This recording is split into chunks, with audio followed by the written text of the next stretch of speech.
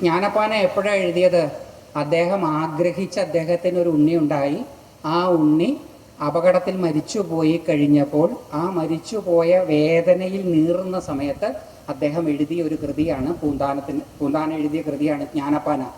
ജീവിതാനുഭവങ്ങൾ ചില കാര്യങ്ങൾ നമുക്ക് പഠിപ്പിച്ച് തന്നു കഴിയുമ്പോൾ ആണ് അത് കേൾക്കേണ്ടത്. അത് തുടക്കത്തിൽ കേട്ടാൽ ഇദ്ദേഹം പറഞ്ഞതുപോലെ നമ്മുടെ മക്കൾ നമ്മളോട് അങ്ങനത്തെ ചോദ്യങ്ങൾ ചോദിച്ചാൽ നമുക്ക് ഉത്തരം കൊടുക്കാൻ ബുദ്ധിമുട്ട് വരും. 8ാം ക്ലാസ്സിലെ കെമിസ്ട്രിയിൽ അറ്റോമിക് സ്ട്രക്ചർ പഠിക്കും. ഒരു ആറ്റത്തിൻ്റെ ഘടന എങ്ങനെയാണെന്ന് പഠിപ്പിക്കും. 8ാം ക്ലാസ്സിൽ അത് പഠിപ്പിക്കുന്നത് സൗരയൂഥം പോലെയാണ് ഒരു ആറ്റത്തിൻ്റെ ഘടന എന്നാണ് പഠിപ്പിക്കുക. നടുക്ക് ന്യൂക്ലിയസ്, ആ ന്യൂക്ലിയസിനകത്ത് ഇലക്ട്രോണും പ്രോട്ടോണും, അതിന് ചുറ്റും ഇലക്ട്രോൺസ്, ഗ്രഹങ്ങൾ സൂര്യന് ചുറ്റും കറങ്ങുന്നത് പോലെ കറങ്ങുന്നു.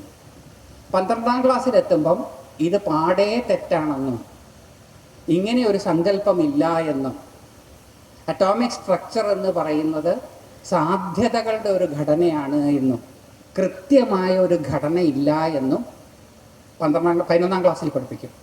8ാം ക്ലാസ്സിലെ കേശൽ എൽഷൽ എംഷൽ എന്ന് പഠിപ്പിക്കുന്നെങ്കിൽ 11ാം ക്ലാസ്സിലെ SPDF എന്നൊക്കെ പഠിപ്പിക്കുക.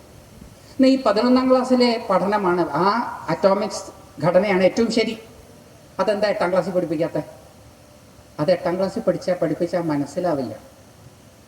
8ാം ക്ലാസ്സിലെ കുട്ടി ഇങ്ങനത്തെ ഒരു ഘടന പഠിച്ച് മുന്നോട്ട് വന്നു കഴിഞ്ഞാൽ മാത്രമേ യഥാർത്ഥത്തിലുള്ള കാര്യത്തെ ഉൾക്കൊള്ളാൻ തയ്യാറാവൂ എന്നുള്ളത് കൊണ്ട് ജ്ഞാനപ്പാന പോലത്തെ കൃതികൾ കൊച്ചുകുട്ടികൾ കേട്ട് പഠിക്കുന്നത് അത്ര കൃത്യമായതല്ല. പണ്ട് കാലത്ത് മൈക്ക് സെറ്റുകളൊന്നുമില്ല. അപ്പോൾ എന്താ കാര്യം എന്ന് വെച്ചാൽ ഒരു ഗുരുവിൻ്റെ അടുത്ത് നമ്മൾ ചെല്ലുകയാണ്.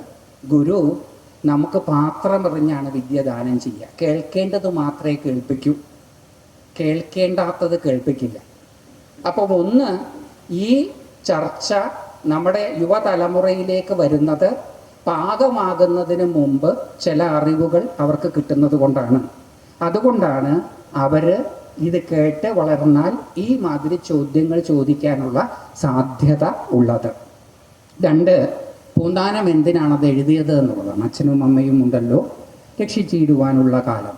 അപ്പം അതെന്തിനാണ് എഴുതിയതെന്ന് വെച്ച് കഴിഞ്ഞാൽ ആധ്യാത്മിക സപര്യ എന്ന് പറയുന്നത് അനായാസം ചെയ്യേണ്ടതാണ്, ആയാസകരമായി ചെയ്യേണ്ടതല്ല.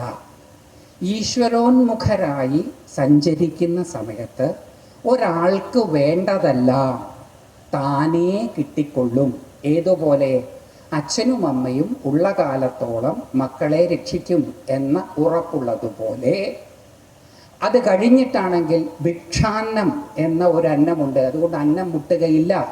ഈശ്വരോന്മുഖരായി ചരിച്ചാൽ തീവ്രമായിട്ടുള്ള ഈശ്വരോന്മുഖമായുള്ള ചര്യയിൽ ഒന്നിനും നമുക്ക് മുട്ടുണ്ടാവുകയില്ല. നമുക്ക് വേണ്ടതെല്ലാം അതാത് സമയത്ത് സംഭവിച്ചുകൊള്ളും. ഈശ്വരോന്മുഖമായ ചര്യ അനായാസമായി ചെയ്യേണ്ടതാണ്. അതിനെ അനാദരയോഗം എന്നാണ് വിളിക്കുക. കഠോപനിഷത്തിലും ശ്രീമദ് അഭിനവഗുപ്തപാദരുടെ തന്ത്രാലോകത്തിലും നാട്യശാസ്ത്രത്തിലും ഈ അനാദര പ്രക്രിയകളെ പറ്റിയിട്ടുള്ള പരാമർശമുണ്ട്. എഫർട്ട്ലെസ് ആയിട്ടുള്ള കാര്യം, ഒന്നിനും നമ്മൾ പ്രയത്നിക്കേണ്ട ആവശ്യമില്ല. ഭഗവത്ഗീതയിലും നമുക്കൊരു ശ്ലോകം നമുക്കത് കേൾക്കാൻ സാധിക്കും. ഭഗവാൻ അർജുനനോട് പറയുകയാണ്, അനന്യാശ്ചിന്തയന്തോ മാം യേ ജനാഃ പര്യുപാസതേ തേഷാം നിത്യാഭിയുക്താനാം യോഗക്ഷേമം വഹാമ്യഹം. അല്ലയോ അർജുന, വേറെ ഒന്നിനെക്കുറിച്ചും ചിന്തിക്കാതെ എന്നെക്കുറിച്ച് മാത്രം ചിന്തിച്ചിരിക്കുന്ന ഒരാളുടെ യോഗക്ഷേമങ്ങളെ ഞാൻ വഹിക്കും. എന്താ യോഗം? അപ്രാപ്തസ്യ പ്രാപണം യോഗം. പ്രാപ്തമല്ലാത്തത്, കയ്യിലില്ലാത്തതിനെ പ്രാപിക്കുക എന്നുള്ളത് യോഗം. പ്രാപ്തസ്യ സംരക്ഷണം ക്ഷേമം.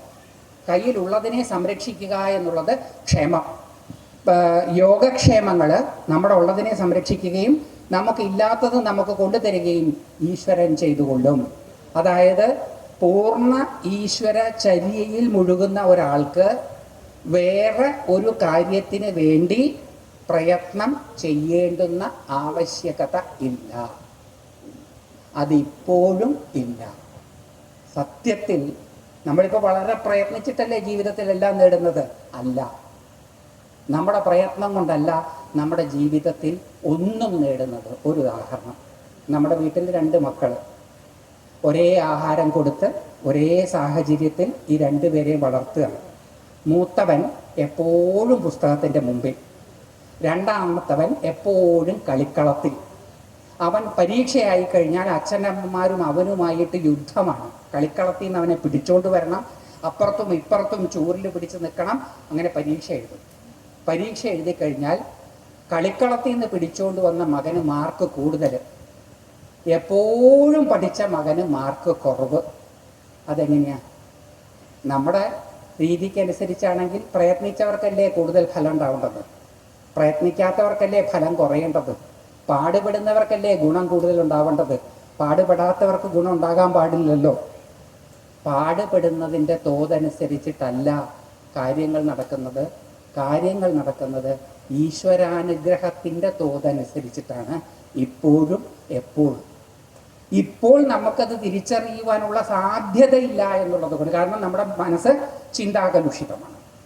അതുകൊണ്ട് ഞാൻ പ്രയത്നിച്ചില്ലെങ്കിൽ എന്ത് സംഭവിക്കും എന്നുള്ള എൻ്റെ ഉദ്വേഗത്തിൽ നിന്നാണ് നമ്മുടെ എല്ലാവരുടെയും ഈ പ്രയത്നങ്ങൾ. അതിൻ്റെ ഒന്നും ആവശ്യമില്ല. നമ്മളെ ജനിപ്പിച്ച് വളർത്തിക്കൊണ്ടുവന്ന ഈശ്വരൻ അറിയാം എന്താ ചെയ്യേണ്ടതെന്ന്. ആ ഉത്തമ വിശ്വാസം ആധ്യാത്മിക ചര്യയിൽ പൂർണ്ണമായി പോകുന്ന ഒരാൾക്ക് ഉണ്ടാകും. അപ്പോൾ ഈശ്വരോന്മുഖമായിട്ട് പൂർണ്ണമായിട്ട് പോകുന്ന ഒരാളോടുള്ള മൊഴികളാണ് പൂന്താനത്തിൻ്റെ ജ്ഞാനപ്പാന. അത് തുടക്കത്തിലുള്ളവർക്ക് കേൾക്കാൻ പറഞ്ഞിട്ടുള്ളതല്ല.